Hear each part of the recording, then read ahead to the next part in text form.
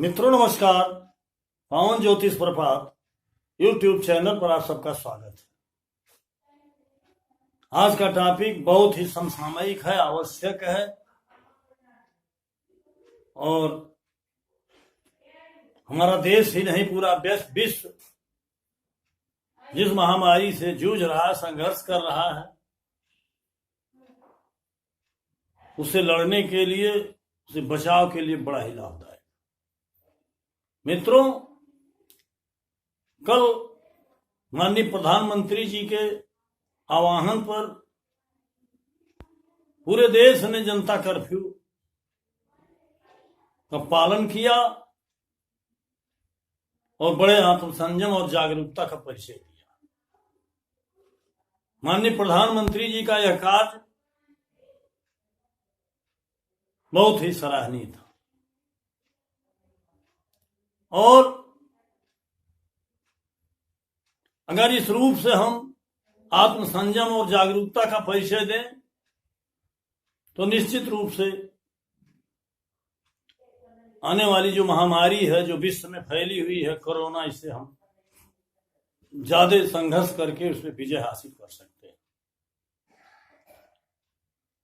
माननीय प्रधानमंत्री जी के इस कदम से और उस जनता कर्फ्यू से कहीं न कहीं प्रेरित हो करके मेरे अंदर भी एक जिज्ञासा जगी, प्रेरणा जगी कि मैं भी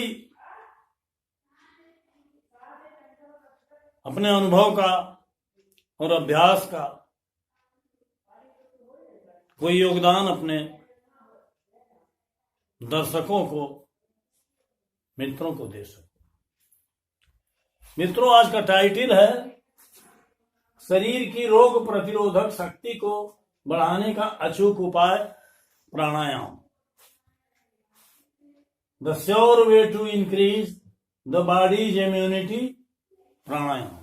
जी हाँ मित्रों, प्राणायाम यद्यपि बहुत अपरिचित शब्द नहीं है, लेकिन बहुत परिचित भी नहीं। जो शिक्षित हैं, योग्य हैं, जानकार हैं, जागरूकता है जिनके अंदर, वो प्राणायाम से परिचित है। और आज के युग में जबकि स्वामी रामदेव जैसे योग गुरु ने इसको देश ही नहीं विश्व पटल पर स्थापित किया है, यौगिक क्रियाओं को, आसनों को और उसमें निहित प्राणायाम। एक नहीं अनेक योग गुरु हैं जो प्राणायाम की क्रिया द्वारा, साधना द्वारा स्वस्थ हैं और स्वस्थ रहने का मार्ग प्रशस्त कर रहे हैं। और आज तो सेना में, विद्यालयों में, हर जगह इसका प्रचार प्रसार हो रहा, लोग अपना रहे हैं और स्वास्थ्य की तरफ बढ़ रहे हैं। मित्रों, आदिकाल से ही जब से मानव सभ्यता का विकास हुआ, शुरू से ही हमारे ऋषि मनीषी, विद्वान, साधक, तपस्वियों ने अपने ज्ञानालोक से लोक कल्याण के पथ पर अनेकों कार्य किए। पुराने लोग सभी जानते हैं, कभी हैजा, प्लेग, तामून, चेचक, ये जैसी बीमारियां, महामारी हुआ करती थी, गांव के गांव साफ हो जाया करते थे। उस पर धीरे धीरे संघर्ष करके हमने सफलता हासिल किया है। हम बड़े गर्व से ये महसूस भी करते हैं, करते रहे हैं कि हमारा देश विश्व गुरु कहलाता था, जगत गुरु कहलाता था, ज्ञान के क्षेत्र में और वैभव के भी क्षेत्र में सोने की चिड़िया कहा जाता था। मित्रों, कहीं न कहीं कोई शिथिलता हुई है, कोई क्षरण हुआ है कि आज हम अपने आप को उस रूप में कहने में और स्थापित करने में संकोच कर रहे हैं। तो मित्रों, हमारे ऋषियों मनीषियों की ख्याति है। हमारे एक महर्षि हुए पतंजलि, जिन्होंने अष्टयोग का सूत्रपात किया, और उसका प्राण है प्राणायाम। उसमें तमाम यौगिक क्रियाओं को बताया और सभी स्वास्थ्य और हमारे रोग प्रतिरोधक शक्ति को विकास करने में सक्षम है, स्वस्थ रखने में सक्षम है। आज हम प्राणायाम की बात कर रहे हैं, उस प्राणायाम की बात कर रहे हैं जिसको हम उनके बताए गए रास्ते पर तो चल के 100% लाभ ले सकते हैं, लेकिन अगर उसमें थोड़ी सी सरलता ला दें तब भी निश्चित ही उसका लाभ मिलना है। आप सब अवगत हैं कि रोग बीमारी आती जाती रही है। बहुत से लोग हैं जिनको तत्काल सर्दी जुकाम बुखार या किसी बीमारी रोग से ग्रस्त हो जाते हैं, और बहुत से लोग हैं स्वस्थ रहते हैं, उनको कोई बीमारी नहीं होती दिखाई। इसके पीछे आप सभी जानते हो कि हमारी इम्यूनिटी है, अर्थात रोग प्रतिरोधक शक्ति। जिसके अंदर रोग प्रतिरोधक शक्ति ज्यादा है, उसमें हानिकारक विषाणुओं, जीवाणुओं, रोगों, बीमारियों का प्रभाव नहीं पड़ता या कम पड़ता है, या देर में वो प्रभाव पड़ता है लेकिन वो स्वस्थ हो जाते हैं, क्योंकि हमारी रोग प्रतिरोधक जीवाणु जो हैं वो रोग प्रतिरोधक शक्ति के अंदर जो जीवाणु हैं वो रोग विस्तारक जीवाणुओं विषाणुओं से लड़ते हैं। जब वो हमारे ऊपर आक्रमण करते हैं तो लड़ते हैं, तो लड़ के उनको परास्त कर देते हैं, ना तो बीमारी का असर नहीं। यद्यपि कोई भी बीमारी महामारी है जिस पर हमारे देश में या विदेश में विश्व स्तर पर प्रयास चल रहा है, भौतिक प्रयास निरंतर चल रहे हैं, तमाम औषधियों का, उपचारों का प्रयोग हो रहा है जो आवश्यक भी है। हम उसके खंडन में नहीं हैं, लेकिन आज जो हम पॉइंट लेके आए हैं कि अगर आप स्वयं में आत्मसंयम करके और अपनी दिनचर्या में थोड़ा सा समय दे करके प्राणायाम को या उसके किसी स्वरूप को, उसके तार्किक और वैज्ञानिक पक्ष को ही अपना लें तो निश्चित ही आपकी रोग प्रतिरोधक क्षमता बढ़ेगी, और कोई भी जीवाणु हो, विषाणु हो, बीमारी हो, महामारी हो, वो आपके किनारे नहीं आएगी, आप बच जाएंगे।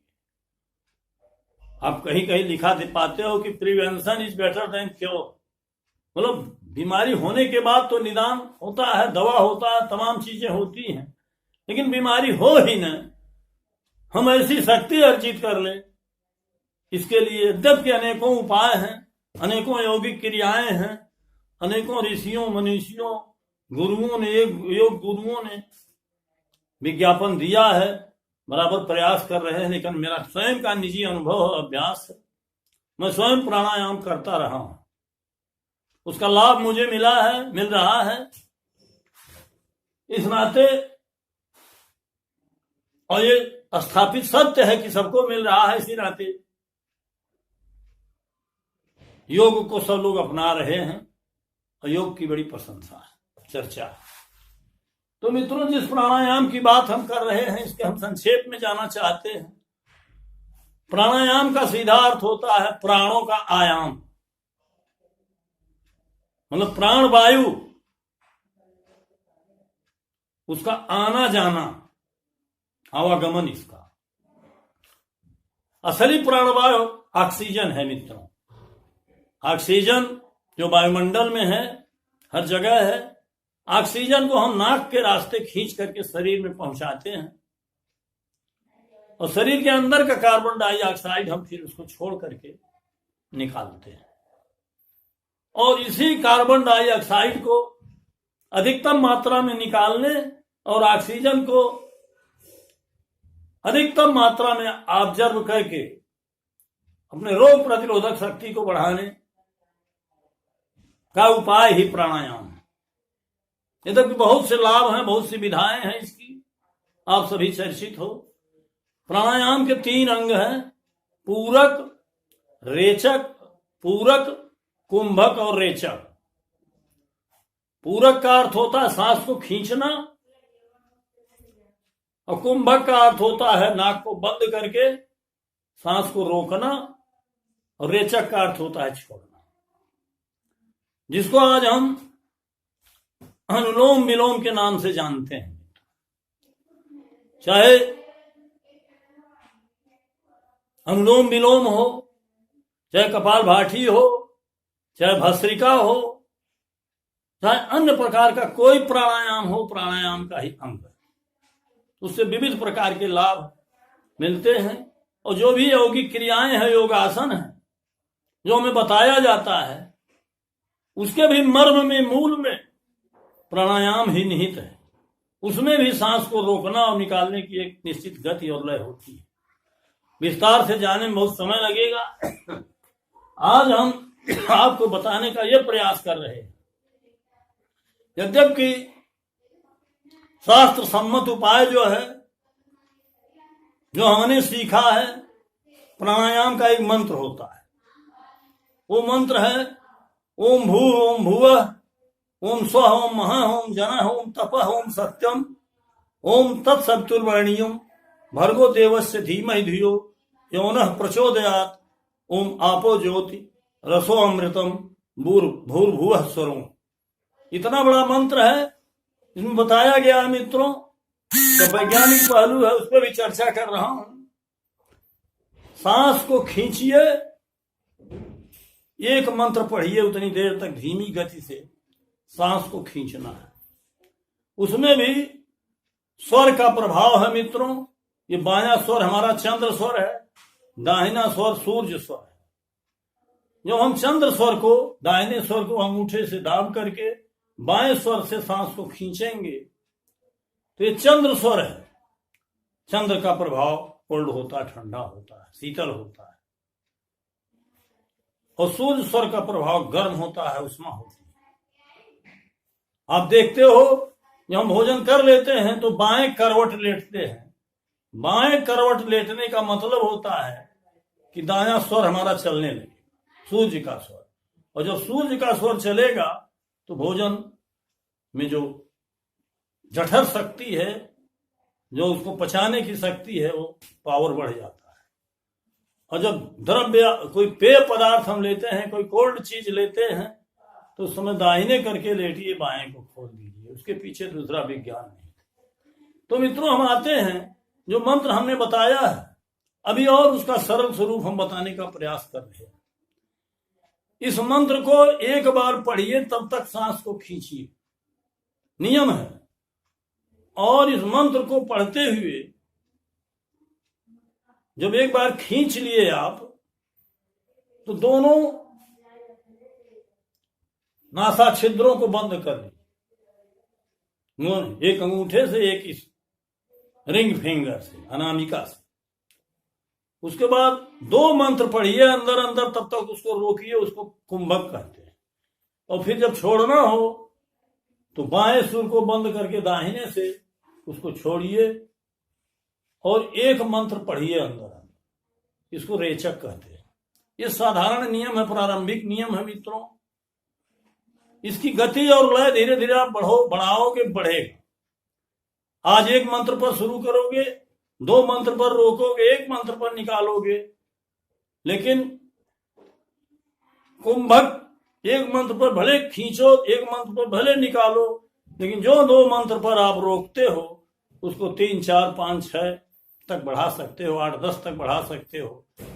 इस तरह से उसका समय बढ़ता जाएगा, और जितना जितना समय बढ़ेगा, आपके अंदर सांस को रोकने की कैपेसिटी बढ़ जाएगी, और ऑक्सीजन उतने देर तक अंदर रुकेगा, और जब बाहर निकलेगा तो कार्बन डाइऑक्साइड निकलेगा। उतने देर तक मंथन करने के बाद तो धीरे धीरे अंदर का विष बाहर आ जाएगा। फिर आप नियमित अगर यही क्रिया करोगे तो ऑक्सीजन को ग्रहण करके, रोक करके उसको ऑब्जर्व कराओगे, हमारे सभी ऑर्गन्स जो आवश्यक हैं अंदर, उनको शुद्ध ऑक्सीजन मिलेगा रोकने के नाते, और जो बाहर हमारा कार्बन डाइऑक्साइड अंदर से निकलेगा तो मंथन करने के बाद मत करके अंदर बाहर निकालेगी तो अधिकतम कार्बन डाइऑक्साइड निकलता रहे। इसको मित्रों तार्किक और वैज्ञानिक पक्ष आके देखिए। हम शरीर की सफाई अपने तेल से, साबुन से, सर्फ से, शैम्पू से कपड़ों की, शरीर की सफाई करते हैं। बॉडी वॉश है, स्किन वॉश है, हेयर वॉश है, हैंड वॉश है, फेस वॉश है, इससे करते हैं सफाई कि इसमें भी आवश्यकता है। जो आज हम जिस महामारी से जूझ रहे हैं इसका भी प्रचार प्रसार हो रहा है, करना है। लेकिन अंदर की सफाई, जैसे एक इंजन है जिसमें हम बाहर से उसको साबुन लगा के, सर्फ लगा के धो दें, उसमें ईंधन डाल दें, लेकिन जब तक अंदर से सर्विसिंग नहीं होती, उसका अंदर से जला हुआ मोबिल साफ नहीं होता, अंदर साफ करके नया मोबिल नहीं पड़ता, वो इंजन जो है अस्थायी नहीं होता, मतलब उसकी आयु घट जाती है। उसी तरह से हमारा शरीर है, बाहर की सफाई के तमाम विधान हैं, लेकिन अंदर की सफाई के लिए प्राणायाम ही एक उपयुक्त माध्यम है। और अंदर की दुनिया बाहर की दुनिया से छोटी नहीं है, ये दिखाई नहीं देती है लेकिन ये बड़ी है।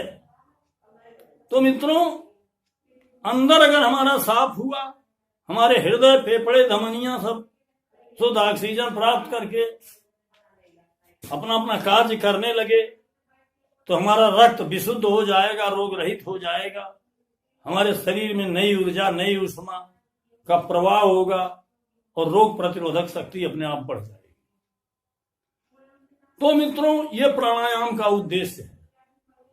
लेकिन सवाल बहुत से लोग उठाएंगे कि जिनको मंत्र नहीं आता, या जो हम मंत्र से परहेज करेंगे, तमाम वर्ग संप्रदाय के लोग हैं हमारे समाज में, उसके लिए सहज तरीका यह है मित्रों, आप 10 बार, 20 बार, 50 बार गिनती अंदर अंदर गिन के शुरू करिए।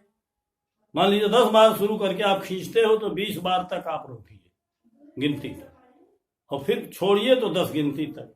इस तरह से आप रोकने को 20, 40, 50, 100, 60, 200 गिनती तक गन के रोकिए। इस तरह से एक नियत समय आप निश्चित कर सकते हो। इसका भी लाभ आपको उतना ही मिलेगा। सांस को रोकना और रोक करके एक नियमित गति में, स्थिर गति में, धीमी गति में उसको छोड़ना। रोका जाता है जैसे अंदर, वैसे जब छोड़ा जाए, बाहर कुछ देर छोड़ देने के बाद भी 2 सेकंड, 5 सेकंड, 10 सेकंड, 20 सेकंड रुकना चाहिए, ताकि जो हम कार्बन डाइऑक्साइड छोड़ते हैं, सांस खींचे तो तत्काल वापस में आ जाए। इस तरह से अगर इसका हम पालन करें तो निश्चित रूप से हमारी रोग प्रतिरोधक क्षमता बढ़ेगी। और इसी के माध्यम से आप सुने होंगे कि हमारे ऋषि, मनीषी, महर्षि, सिद्ध साधक सैकड़ों साल तक जीवन प्राप्त कर रहे थे, परमाणु तक होते थे। मध्याय दीर्घायु की बात कौन कहे, अमितायु होते थे। तो ये बहुत ही गूढ़ रहस्य है मित्रों। हम प्राणायाम के द्वारा बढ़ा सकते हैं। बाह्य औषधि भौतिक जगत में आज जो भी चीजें हैं, हरी सब्जी हो, फल हो, सलाद हो, दाल हो, दूध हो, इसका तो प्रचार हो ही रहा है, ये तो चल ही रहा है, इसका प्रयोग हम करते हैं। लेकिन अगर प्राणायाम को या इसके सरल स्वरूप को ही हम अपने दिनचर्या में शामिल कर लें और सांस को रोकने का थोड़ा थोड़ा अभ्यास करें तो एक स्थिति ऐसी आएगी कि हमारे चारों तरफ ऊर्जा की सर्किल पैदा हो जाएगी, चेहरे पर आभा मंडल आ जाएगा और हम दिव्य हो जाएंगे। तो मित्रों, ये प्राणायाम का गुण था। इस पे जितना चर्चा किया जाए बहुत बड़ा वीडियो हो जाएगा, कई दिन लगेगा। क्योंकि मैं इस रास्ते पर चला हूं और करीब 84-85 से ज्योतिष, मंत्र, तंत्र, यंत्र, रत्न, साधना, सिद्धि, सारी योगिक क्रियाओं से मैं परिचित हूं और उससे रूबरू हुआ हूं। इस नाते अपना अनुभव आपको बांटना मेरा दायित्व है। यद्यपि मैं ज्योतिष विषयक चार्ट भी यहां दिया हूं, देता हूं, लेकिन प्राणायाम भी ज्योतिष से इतर नहीं है। जैसे ज्योतिष एक दैव शास्त्र है, इसी तरह से प्राणायाम भी एक दैवीय विधा है, एक आंतरिक विधा है, एक आध्यात्मिक विधा है। ये भौतिक नहीं है, आध्यात्मिक है, अंतः जागरण की विधा है, अभ्यंतर सूची की विधा है। तो इसको अपनाने की जरूरत है और वकिया जो अन्य आवश्यकताएं हैं, जो अन्य सावधानियां हैं, उसको बरत करके, और अगर हम धीरे धीरे इसको अपनाएंगे तो निश्चित ही हमारी इम्यूनिटी बढ़ जाएगी, रोग प्रतिरोधक शक्ति बढ़ जाएगी और धीरे धीरे हम रोगों से, बीमारियों से, महामारियों से लड़ने में सक्षम हो जाएंगे। चाहे कोई महामारी हो, हम उससे बच जाएंगे। ये प्रिवेंशन, बचाव है मित्र।